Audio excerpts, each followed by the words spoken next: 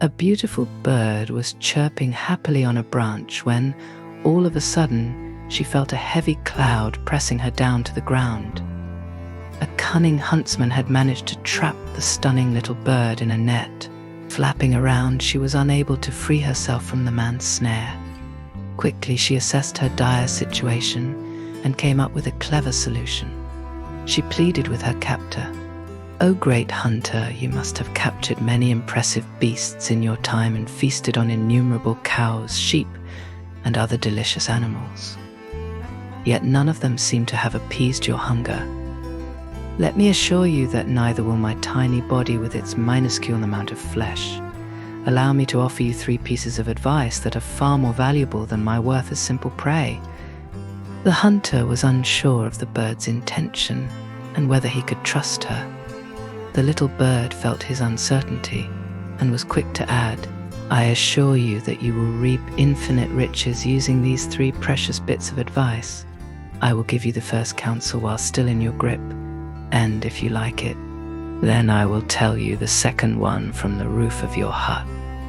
The third and most important one I will impart to you from that tree," she said, as she pointed with her beak toward a nearby poplar.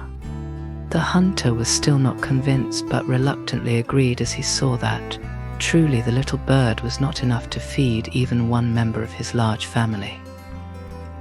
The bird, still in the man's grip, offered her first suggestion. "My first advice to you, my good sir, is to never believe the impossible from anyone." The hunter kept his word and released the little bird, who flew to the rooftop. The second advice is to never regret the past. When something is in the past, it's never coming back.